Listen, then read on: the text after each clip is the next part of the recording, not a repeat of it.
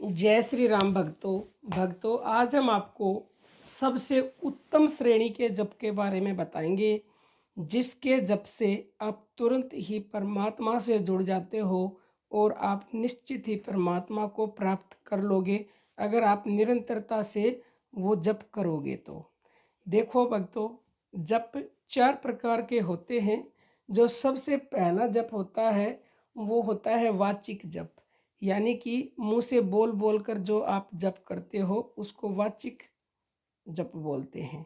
दूसरा जप होता है उपांशु, जिसमें होठ हिलते हैं थोड़े थोड़े और जीभ अंदर ही अंदर उठती है लेकिन बाहर आवाज़ नहीं आती, उसको उपांशु बोलते हैं। और इसके बाद आता है मानसिक जप, यानी कि मानस, जो कि मन के द्वारा किया जाता है अंदर ही अंदर, बाहर बिल्कुल आवाज़ नहीं आती।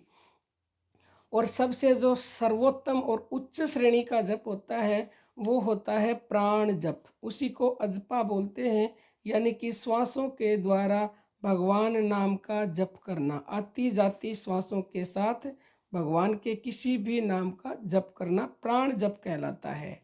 अब जो आप वाणी से जप करते हो उसका आपको 10% फल मिलता है, लेकिन जो आप उपांशु करते हो उसका आपको 100 गुना मिलता है वाणी की बजाय। जो मानसिक करते हो उसका फल आपको 1000 गुना ज़्यादा मिलता है।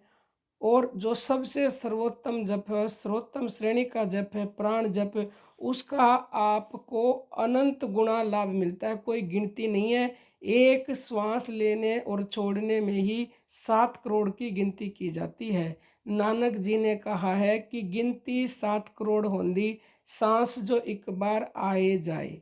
सांस ऊपर गई और नीचे आई तो एक बार में ही 7 करोड़ की गिनती होती है। तो सभी ये प्राण जप डायरेक्ट नहीं कर सकते, जिनका प्रारब्ध इस तरह का होता है कि उन्होंने यहाँ तक की भक्ति पिछले जन्म में कर ली है तो वो सीधा प्राण जप कर लेते हैं। लेकिन जो व्यक्ति शुरुआत से भक्ति जिन्होंने पहले नहीं कर रखी यहाँ तक की, तो उन्हें शुरुआत से ही नाम जप करना पड़ेगा, पहले वाणी से बोलकर, फिर उपांशु, फिर मन से, फिर प्राण जप। तो जिस स्थिति पे आप हैं, जिस अवस्था में आप हैं, वहीं पर आप नाम जप करते रहें और धीरे धीरे सीढ़ी दर सीढ़ी ऊपर चढ़ेंगे तो आप प्राण जप पे आ जाएंगे। एक अगर आप निरंतरता से नाम जप करते हो तो लगभग 1-1.5 महीने में पहले वाला नाम जप छूट जाता है और आप अगले वाली सीढ़ी पर पहुंच जाते हो। जैसे एक सीढ़ी पर चढ़ते हो तो नीचे की अपने आप छूट जाती है। बच्चा एक क्लास से दूसरी में जाता है तो पहले वाली क्लास अपने आप छूट जाती है, उसे छोड़नी नहीं पड़ती। ऐसे ही जब आपका मानसिक जप ले हो जाएगा तो वो छूट जाएगा, प्राण जप पे फिर आप आ जाओगे। वाणी का भी छूट जाएगा, उपांशु भी और मानसिक भी, फिर प्राण जप पे आ जाओगे।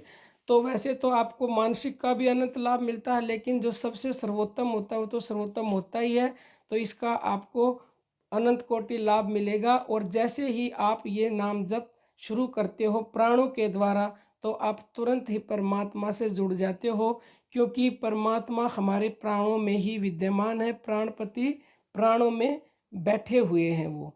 तो आपको किस तरह से ये नाम जप करना है, इसी प्राण जप को श्वासों के द्वारा यानी कि प्राण द्वारा उपासना करना कहते हैं।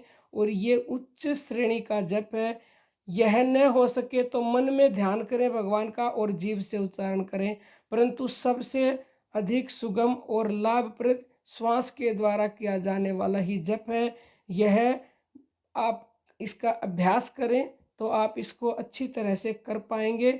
और जिस दिन ये प्राण जप आपका लय होगा तो आप परमात्मा को भी पा लेंगे, ये निश्चित है। और आपकी सांसारिक जो मनोकामनाएं हैं वो भी शीघ्र ही पूरी होनी शुरू हो जाती हैं। जैसे ही आप थोड़े सा इस नाम जप का अभ्यास करते हो तो आपके सारे काम अपने आप बनने प्रारंभ हो जाते हैं, चाहे वो भौतिक जगत के हैं चाहे वो आध्यात्मिक जगत के हैं।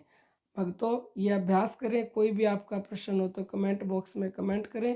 अब हम अपनी वाणी को विराम देते हैं। जय श्री राम भक्तों।